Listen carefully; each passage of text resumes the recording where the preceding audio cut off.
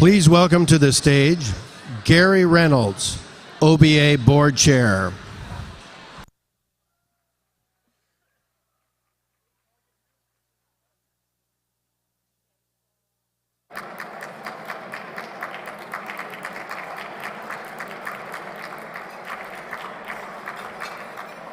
Well, thank you. Good evening, and I want to thank you all for being here tonight. I've got to tell you that this whole program has been a real matter of flexibility. We didn't know who was coming and who was speaking and what was going to happen literally until yesterday or even this afternoon. So it's wonderful to see so many people here and that it actually happened and we have such a great lineup of speakers. I want to thank our sponsors tonight, especially our presenting sponsor, Pacific Power, and our VIP reception sponsor, AT&T. And thank you also to A to Z Wineworks and Sokolblosser Winery. You're enjoying their wine at your table.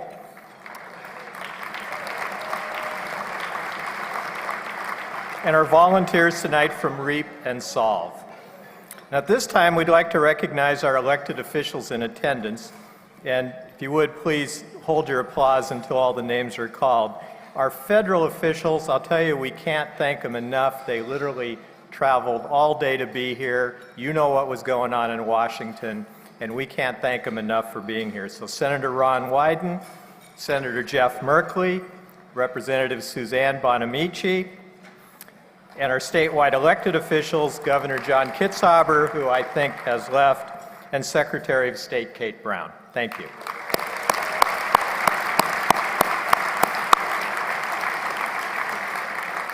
Then we have a remarkable turnout of our state senators, and again, please hold your applause if you would. So we have Senate President Peter Courtney, Senate Republican Leader Ted Ferrioli, and Senators Lee Beyer, Ginny Burdick, Richard Devlin, Jackie Dingfelder, Chris Edwards, Mark Haas, Betsy Johnson, Lori Mons Anderson, Rod Monroe, Elizabeth Steiner Hayward, and Bruce Starr, who I want to mention is now the president of the National Conference of State Legislators.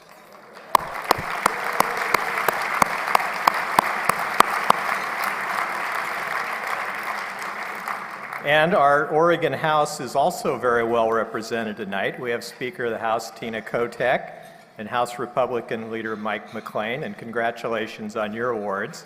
And Representatives Jules Bailey, Jeff Barker, Phil Barnhart, Brent Barton, Cliff Bentz, Michael Dembro, Margaret Doherty, Tim Freeman, Chris Garrett, Sarah Gelser, David Gomberg, Chris Gorsuch, Chris Harker, Mark Johnson, Bill Kennemer, Alyssa Kenny Geyer, John Lively, Kathy McCowan, Jessica Veda Peterson, Tobias Reed, Dennis Richardson, and Brad Witt.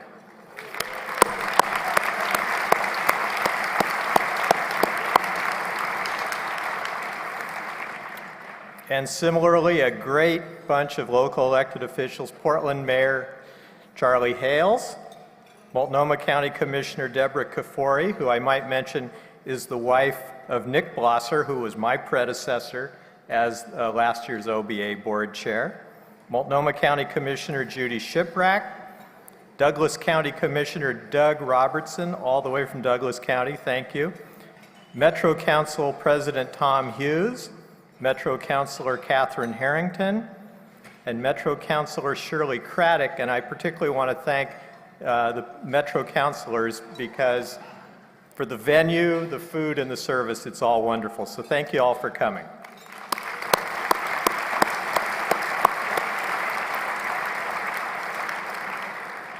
And last but not least, I want to give a thank you to the members of the OBA Board of Directors. If you're a member of the board, would you please stand for a minute?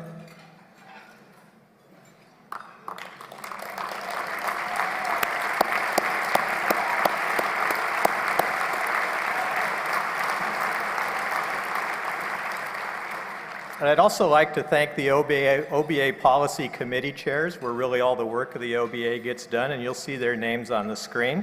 So will all the committee chairs in attendance also please stand for recognition?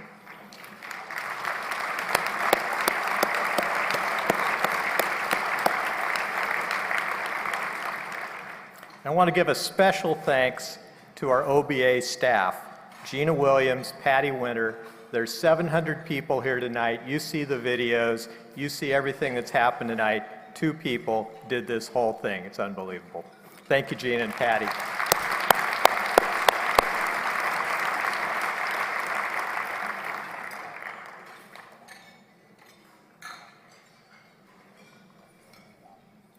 And also, Representative Val Hoyle. We missed her.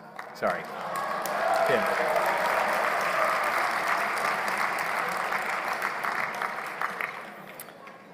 So it's been a wonderful year for Oregon, and to state the obvious, a remarkable contrast with the dysfunction in our nation's capital.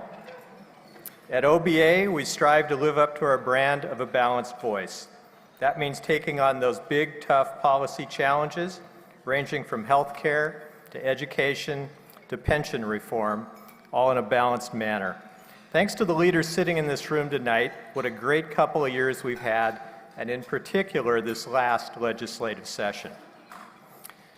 So now it's my pleasure to introduce Senator Ron Wyden. Senator Wyden, we simply need more voices like yours in the nation's capital. You've worked with a diverse group to tackle our country's biggest challenges. Pick a tough challenge, and the one common denominator you will find is Ron Wyden, Oregon's senior United States Senator, who's been there proposing big bipartisan solutions and moving the needle on our toughest problems. Senator Wyden, like Oregon, you stand in great contrast to what we see happening in Washington, and we're proud to have you as our senator. And we're so happy that you got on a plane to come here and be with us today. And I might add that I think we got a little surprise here tonight. It's my understanding we're going to have a little town hall. When Senator Wyden is done, we're going to have the opportunity to ask him a few questions. So, ladies and gentlemen, Senator Ron Wyden.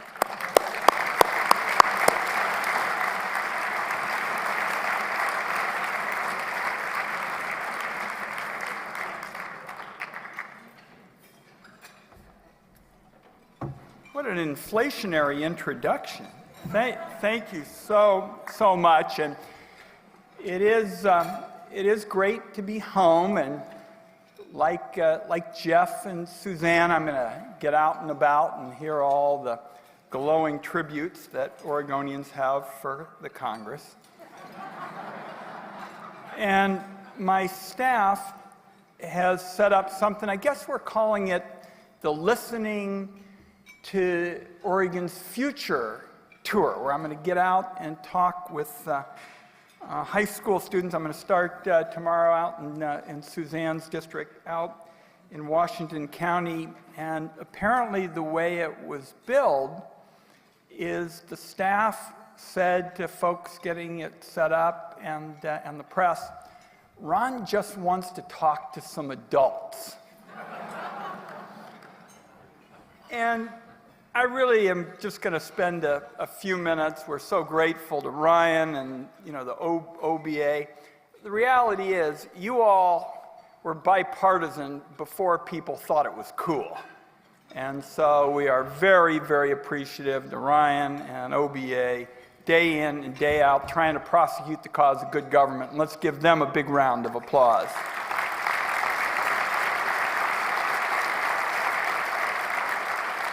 One of the comments about our country that I most enjoy comes from Winston Churchill, who at one point said, "The Americans always get it right." And he paused and he looked up and he said, "After they've tried everything else." And Winston Churchill certainly was right. And I think Jeff and Suzanne would tell you the last 16 days certainly put that theory to the test. And I thought I'd try to give you my sense a little bit. Ryan said he wanted to hear the inside details, and frankly, it's even less pretty than the outside details. And I'm not going to leave everybody clinically depressed here. But for me, something that was kind of emblematic of the last 16 days, a few hours before the shutdown vote, I was on a TV show, the Bloomberg Business Press show. And we went through all the issues, and there were some good Northwest issues aired, questions about logging and that sort of thing. And the last question from the announcer just looked straight in the camera. And you could see it. I mean, just kind of the pent-up feeling. He's really representing not just himself, but a lot of viewers. He just looked and said, "When did bipartisanship become a dirty word?"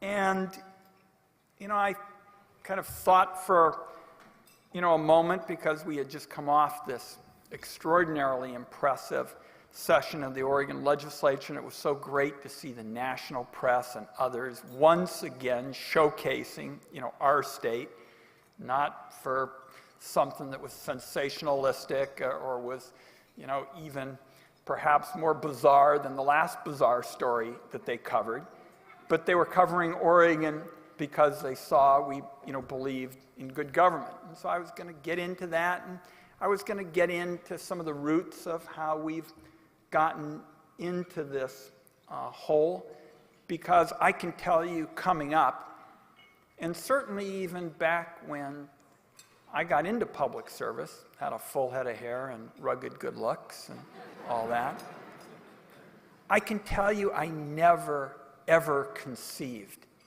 that we would one day have ideological TV in America. I mean, today, to a great extent, we have major television programming that is solely devoted to driving just one side of the story. So, if you have the flu one day and you're home and you're kind of drinking chicken soup and you watch some of this stuff for 10, 12 hours, who wouldn't be furious? All you'd want to do is go out and wring the neck of the other kind of people. And so there are a lot of kind of roots to this, and Gary was, too kind to me. I've said, if there is just one thing I want to be about in terms of my time in public service, I want to be part of breaking this. I want to be part of bringing people together, trying to find common ground. That is the single most important contribution I want to make. Now, we'll have a chance to do it again, and I'm not sure you all read it, but I'm kind of proud of the fact that Oregon will be the only state to have both of its United States senators represented in this upcoming budget conference. Let's give Jeff Merkley a big round of applause, because we know he's going to do a good job there. And he and I are going to be digging into those kinds of issues on behalf of the state. And I wanted to just take a minute and tell you what I think are the two big issues. And of course, as you've been reading, and Ryan wanted the inside, the expectations for the budget conference on which Jeff and I are going to serve is just slightly below curbside. All right? The crepe is being hung and nothing can be done, and we've had super committees and the not so super committees and the slightly superior committees, and nothing's going to be done. Jeff and I don't share that view. There's a lot we have to do, and I'm just going to talk about two of the issues that to me are vintage Oregon issues. They're sort of microcosms of what we're going to be tackling as well in the legislature, because what is really holding up a deal, a big budget deal in terms of being able to move forward and plan and have some certainty and be in a position to foster the kind of economic growth that we want in this country and in our state, the two big issues, one is Medicare and the other is taxes. So just as at the special session, you were talking about retirement and tough decisions, and the governor has launched this very thoughtful exercise of trying to deal with taxes. We've got to do it at the federal level.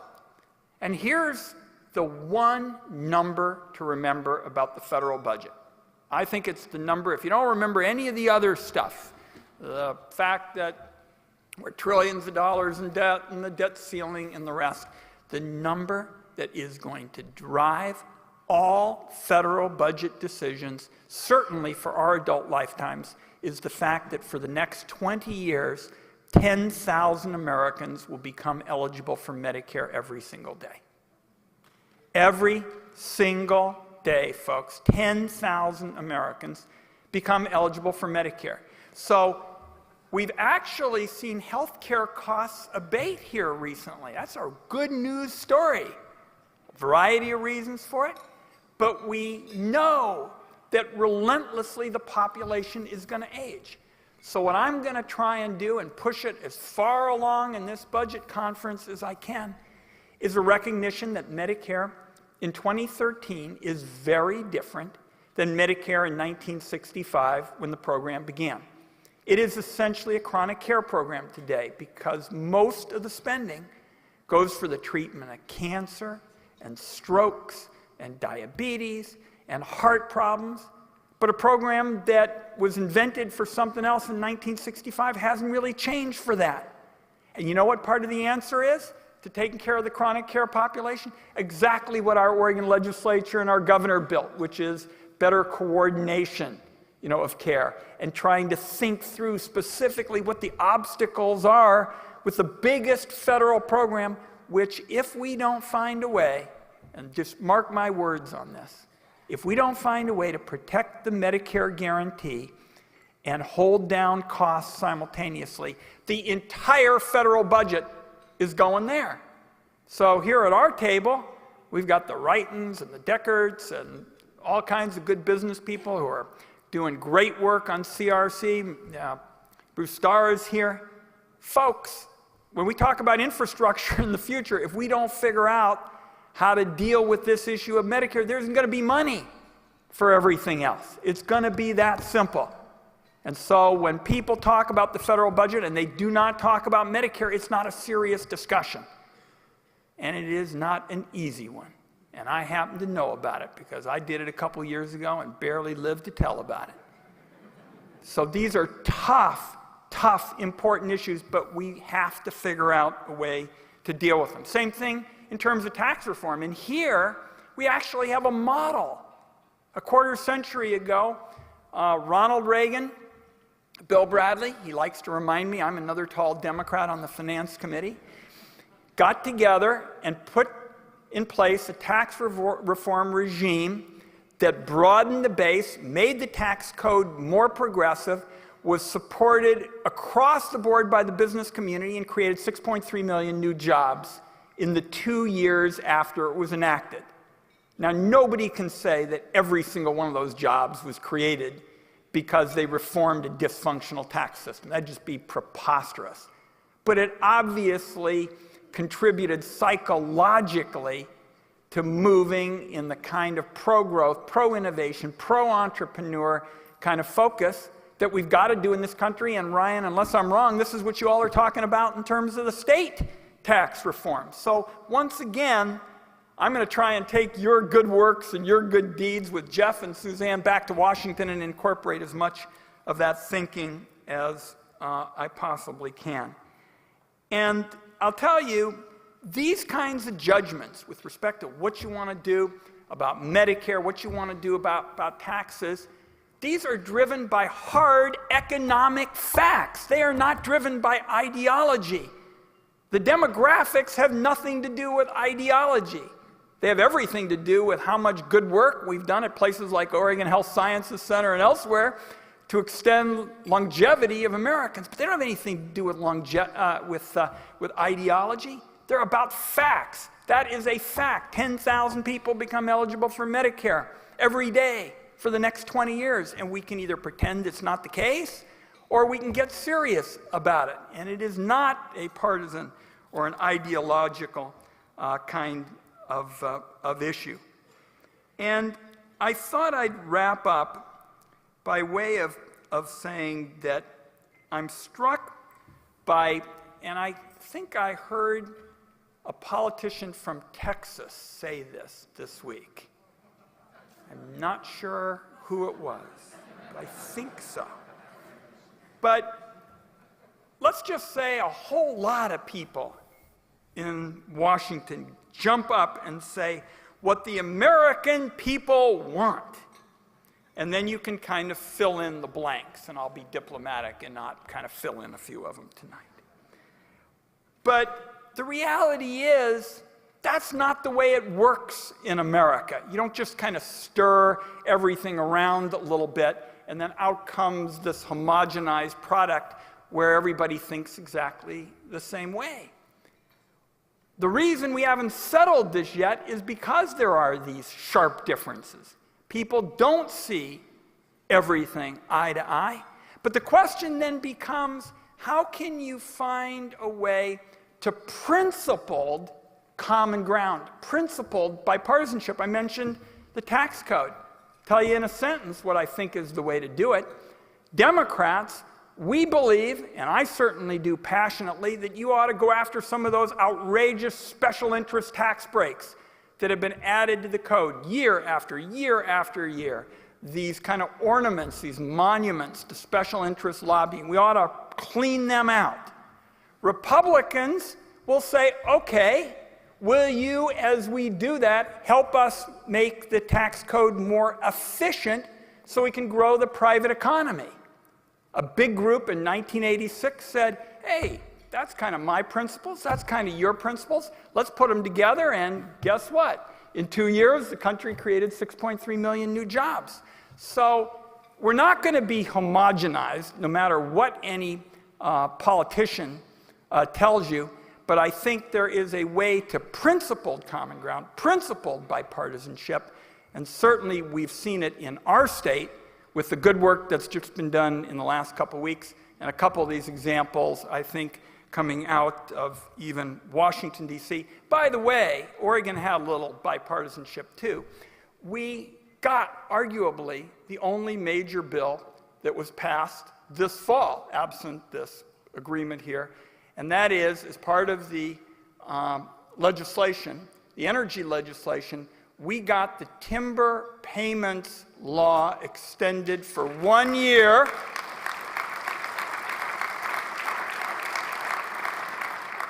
To produce help for our hard-hit rural counties, but most importantly, to buy us time to get people back to work in the woods, back to work in eastern Oregon, back to work in the O&C counties.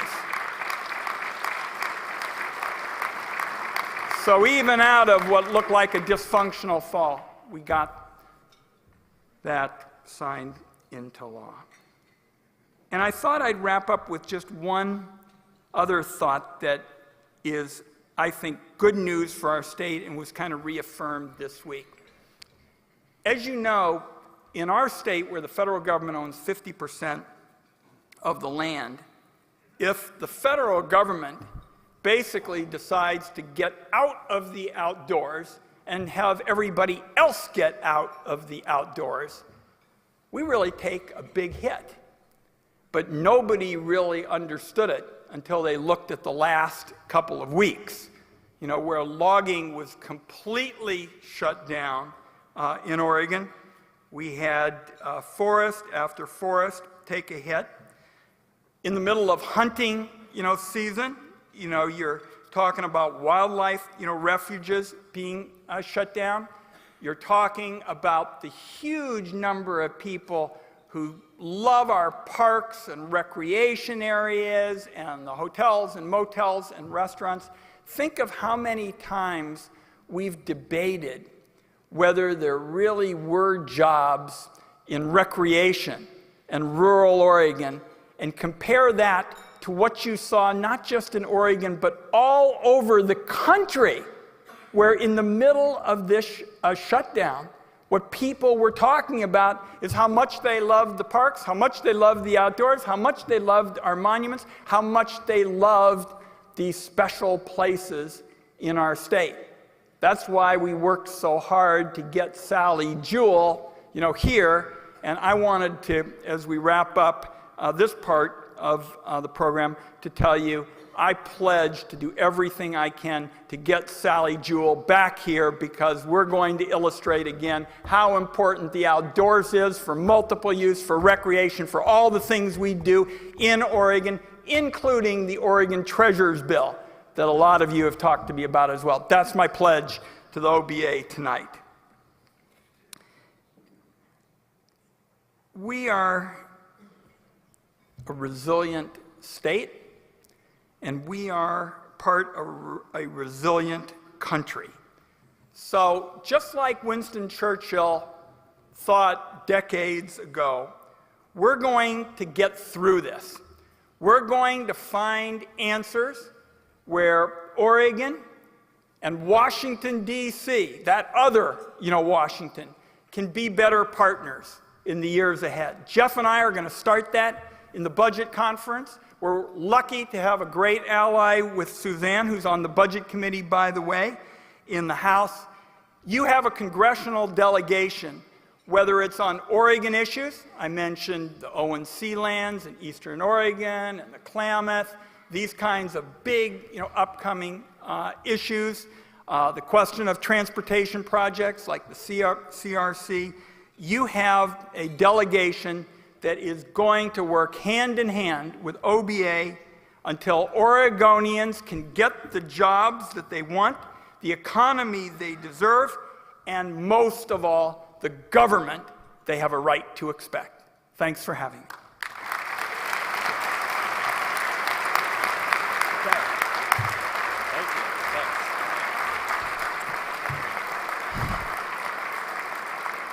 So Senator Wyden, you and we hear about it all the time, you invented the 37 town halls in a year. We've never done this. This is OBA and Senator Wyden unplugged. But we thought we'd bring up the house lights. I think Pat Wrighton, of the CEO of Pacificor, is actually playing the role of Oprah, or Phil Donahue. And Senator, would you be willing to have your 695th town hall with right here with OBA. So if anyone has a question, I think we have time for one or two. We would love to. Softball questions are especially welcome. Now look at this group.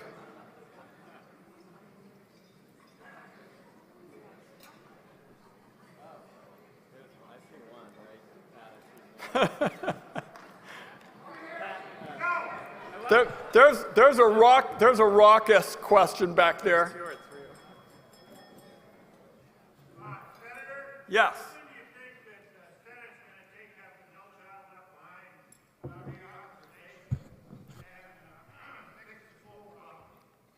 You're being way too logical, and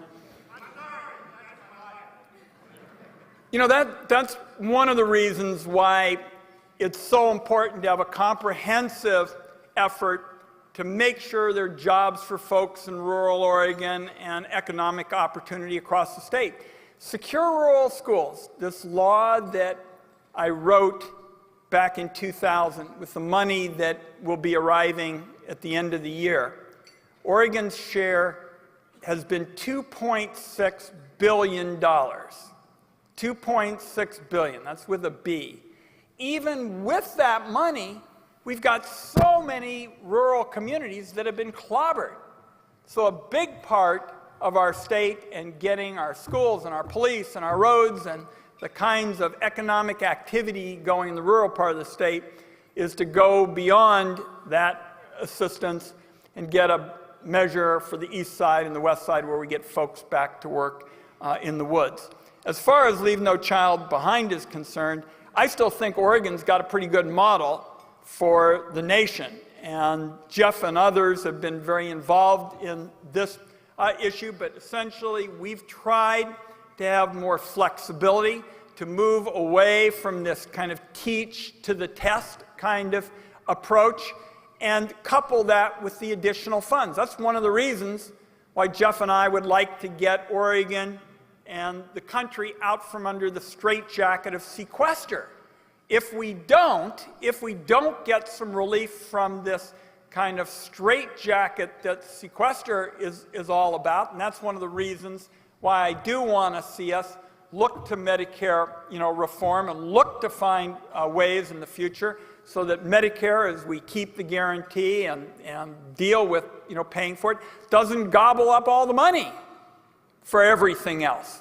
So it's a combination of regulatory relief, funding and ensuring that education is a priority. And in our part of the state, the schools that are really up against it are the ones in the rural areas, and that's why we need to get those economies going again. That was no softball. Yeah. Senator, I'm a Vancouver, and appreciate your comments about Medicare. Thank you. For the benefit of those in the room that are old enough to know that Paul McCartney was in a band before Wings, when you talk about addressing the Medicare issue, could you give us some specifics of what you personally would like to see done in that regard? The legislation that I'm pursuing with Senator Johnny Isakson, the Republican from Georgia, is based around the idea that the federal government, over the years, put in place a whole bunch of rules in the name of being well-meaning. You know, they're well considered in terms of the motive, that have set up hurdles and obstacles to taking care of people. There's something called the attribution rule. And this rule says that every person who comes to a doctor's office should be treated exactly the same way. A person with sprained ankle, or a person with diabetes, or early onset of heart problems and brush with cancer or something like that. What a lot of the best doctors' practices and plans that we have in the Pacific Northwest would like to do is they'd like to specialize in taking care of the people who are the heavy care cases. And they are barred by law from doing that. What I want us to do is to operate under the assumption that there is a path to better care at lower cost, and we've got some examples of it in the Northwest or other examples around the country.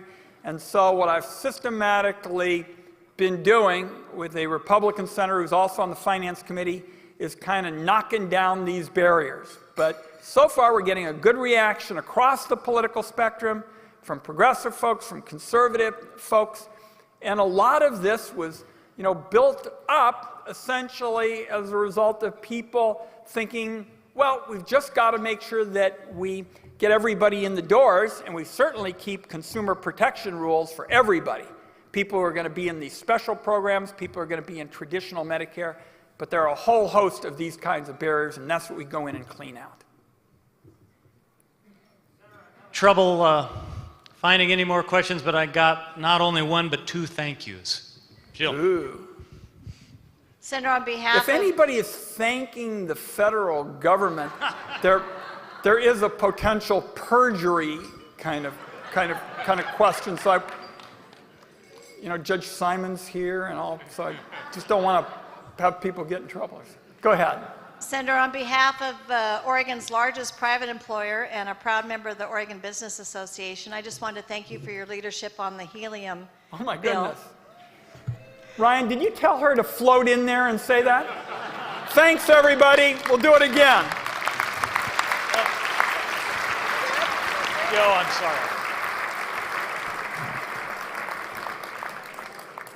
sorry. Thank you, Jill, and I just love seeing Pat Wyden run around. Pat, thank you for running around with a microphone in your hand. A couple of people, we're nearing the end of the night. We have one part of our program. Representative Berger, Vicki Berger, is here with us. We failed to mention her.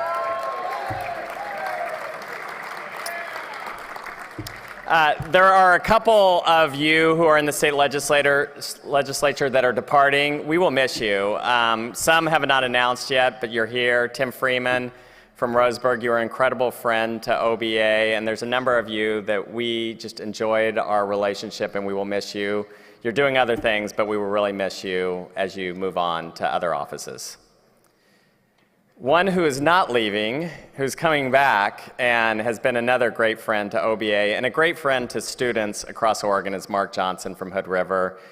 Just in from Argentina, Representative Mark Johnson to introduce our Statesman of the Year.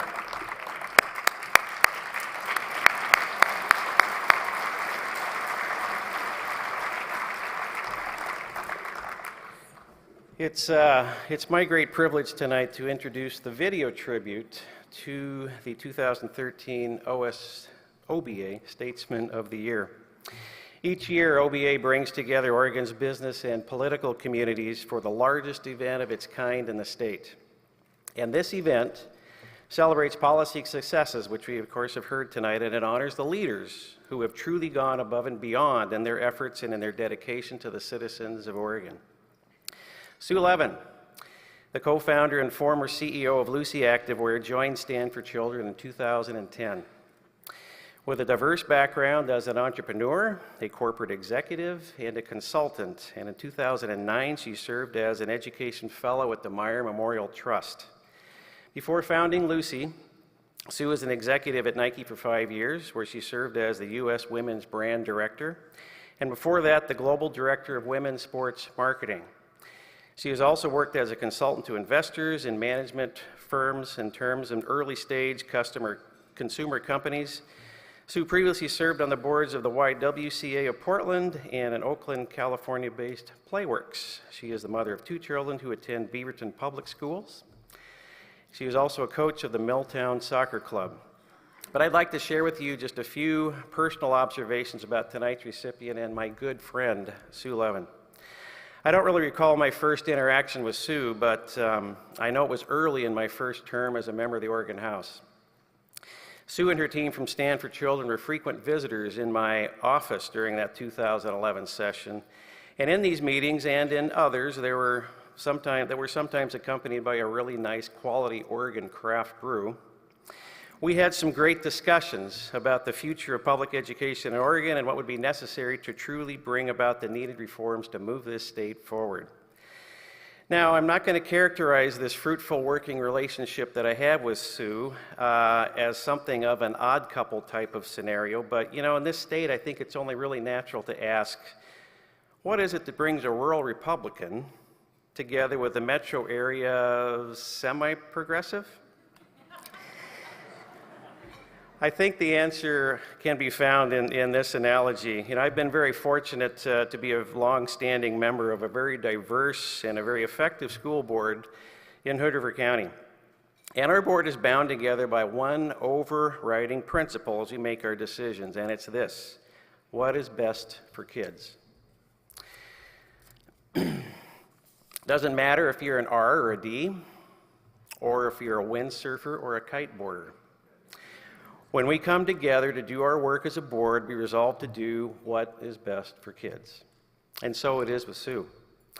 As the director of STAND, Sue is a tireless and a passionate advocate for doing what is best for kids throughout Oregon. Sue's work on educator effectiveness is an example of this. In 2011, with STAND and Sue leading the way, the legislature passed Senate Bill 290, which began the process of transforming how we evaluate our classroom teachers and principals in Oregon. In the 2012 session, we were able to add the language that defined what these evaluations and the systems that implement them would consist of. And in 2013, this last session, Sue and Stan worked very hard to make sure that adequate funding was allocated so that the teachers who will be identified as needing professional development by this new evaluation system will in fact be able to receive it. She was instrumental in this effort because Sue passionately believes that what is best for kids is that every classroom across this state has a teacher in it that has the support necessary to ensure that they are in fact able to be an effective educator so that our kids are able to learn up to their potential. In this past year, Sue's leadership and statesman-like qualities have truly risen to the top.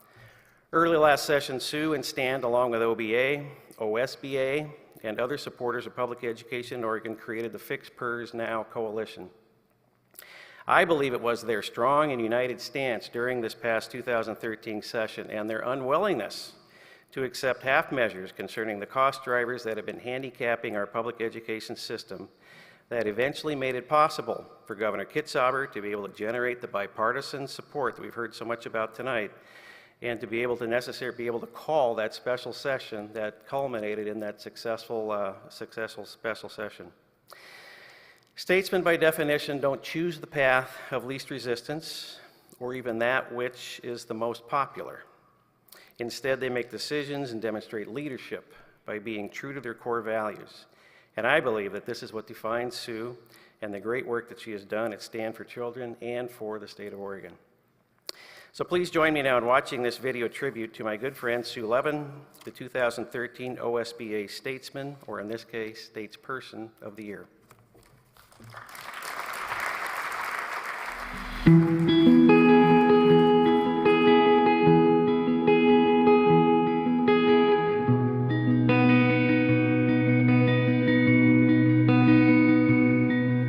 One of the things that enables me to be a full-time working mom and to be, to the extent that I'm effective, to be effective in the work I do, is that every night I come home to a family and a household that I just feel so incredibly fortunate and so incredibly blessed.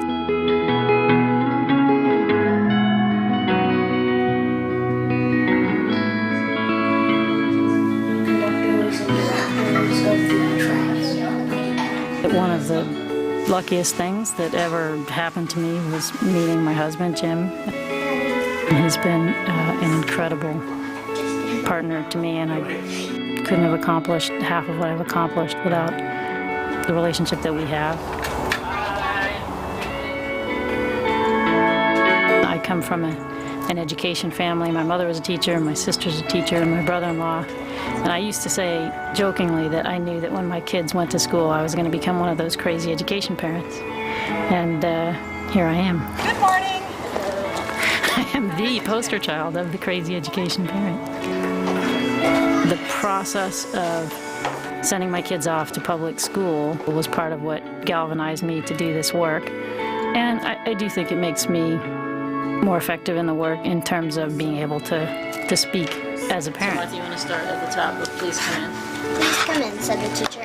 I'm Miss Francis. Class, that's Paige Bridges, someone shouted. You have to really care about public education to do this work effectively. But when I volunteer in schools, when I coach soccer, and just being a part of the community, I see kids who need more than what they're getting from our public education system, and that motivates me.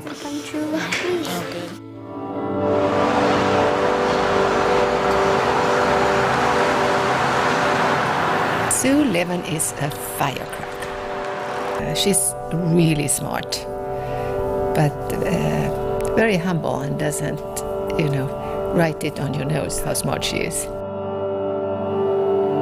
I so admire the way she has exposed herself to such different careers in her life. She's went from working at Nike to having her own company to then being a consultant and now executive director for a nonprofit. I go back over 20 years with Sue when she first came to Nike and really was one of the first leaders for women at Nike in creating the women's sports marketing department. She's intense, she's powerful, she's brilliant, she's very tenacious. She's a little bit of a dog with a bone, but she shares the bone. She is a consensus builder, and that's what you can see at Stand for Children. And she's built a strong staff. She shares the recognition. I mean, I'm sure she's embarrassed by this award, and I'm sure her acceptance speech will be loaded with accolades for her staff, and most important for the parents that they've motivated around the state. So when we started looking at, how are we going to fund schools, how are we going to have a better, fuller school year, smaller class sizes, inescapably we had to deal with these two features of our pension system, which are unique to Oregon. The only way we were going to deal with that situation was by having a strong, passionate voice for children, day in, day out, and that's where Sue and Stand for Children, every state needs one. She treats everyone that she works with as her peer and her colleague. She's a super effective leader. She leads by example, but at the same time, she loves putting people in positions where they might challenge themselves to become more of a leader themselves. Yes, this is very much a team. It's not just she's the leader and we follow. She really sees her role as giving us what we need, us members and staff, what we need to go out there and make the change and be the change. One thing she said to me when I was considering taking this job is, my job is really to give you the tools and give you the guardrails. Your foot's on the gas and your hand's on the steering wheel, and I'm just here to make sure that you don't fall off the cliff. She's got a great sense of humor. She enjoys life, and she enjoys having fun at what she does. She has kind of an infectious personality about her that makes you want to work with her and partner with her in what's important to her. Right now at Stanford Children, I think I have one of the best teams I've ever worked with. We have an incredible group of people who share a common vision and are all pulling together in the same direction and doing great work. And I take so much pleasure from that. Everybody stand, nice and easy for 30 seconds, that's 10. She's highly competitive, but she also understands that to win, you need a team. My identity as an athlete is a huge part of who I am. I love sport, I love competition, I love being part of teams. One of the things that I think I've succeeded at in the private sector and at Stan is in building healthy teams, only because that's the only situation in which I know how to work. So I am not an independent operator. Can't get better than Sunday morning, going to see my daughter's soccer team play. We're 9-0, and this other team is good. And I look up at halftime, and like, you've got to be kidding me. That is Sue Levin, and she has got her troops. Not an eyeball is wandering. The cap is on, the orders are out, and damn it, they beat us.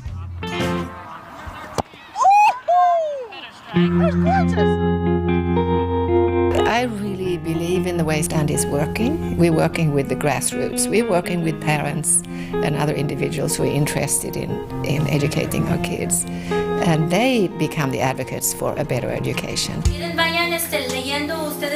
So one of the best things that happened this year was actually work done by our Reynolds chapter. The Reynolds Stand chapter was able to come to the district and speak with school board members and district officials and state that full-day kindergarten for their kids was an important priority for them. Ahora se está teniendo ya actualmente en 6 escuelas aproximadamente kindergarten todo el día. Entonces es algo que a nosotros cuando miramos esto nos motiva más para empujar y hacer más cosas.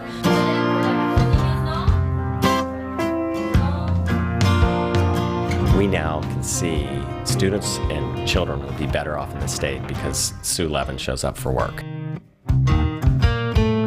I absolutely believe that it's possible right now to make changes that enable more kids to graduate from high school well positioned to lead successful lives. That's the belief that keeps me going.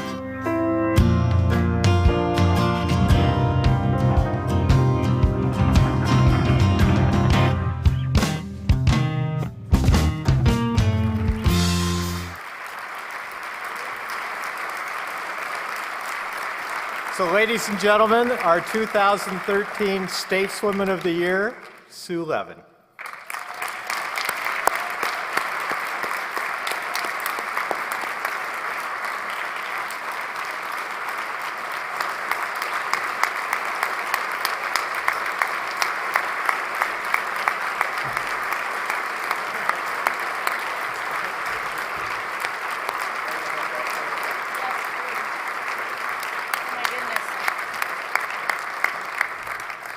I'm having a Sally Field moment.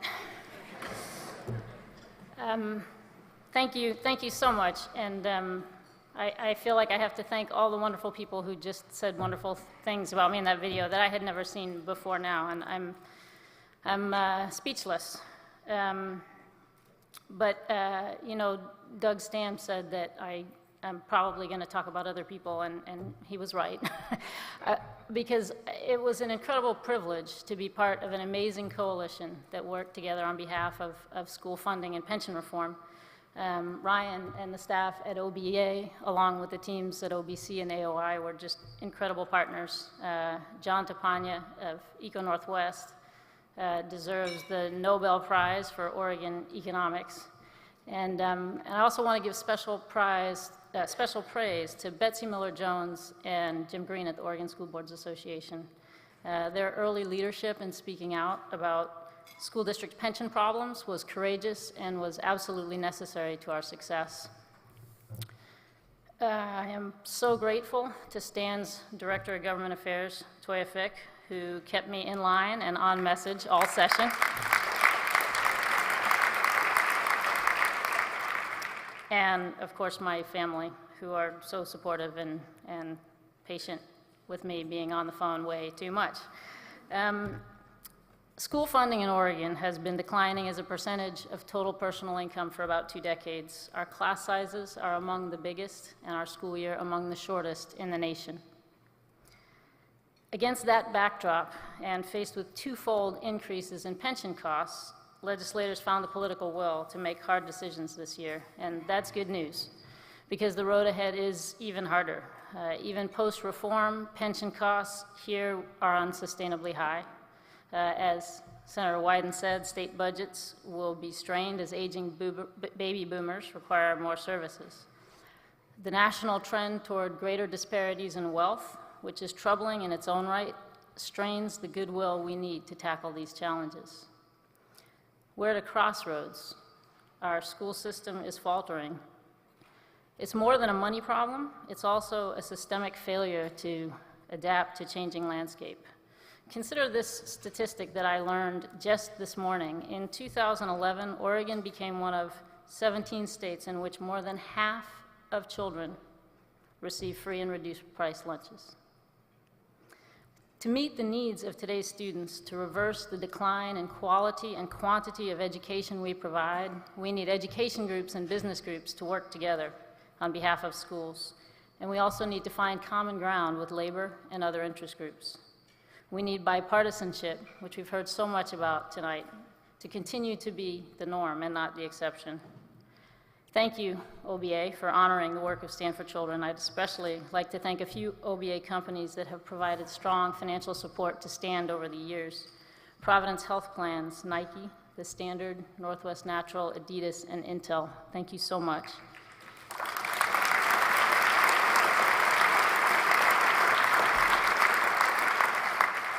In the months and years ahead, I hope you will all consider helping as we build support for structural reforms to better educate the next generation of Oregonians.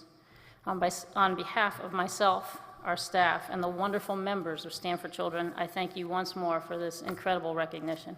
Thank you so much.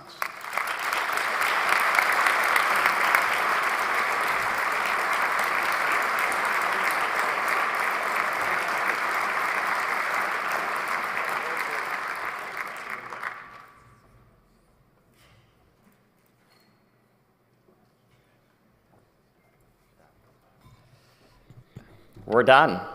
Thank you very much for coming. You come every year to the Statesman Dinner. It's our one chance to celebrate this state and the remarkable leadership of the people who are here tonight. So thank you. The vases are yours. You can Rochambeau for them. Sue, congratulations. Enjoy your night. And Gary told me always in by 9, and I think we did it. Good night.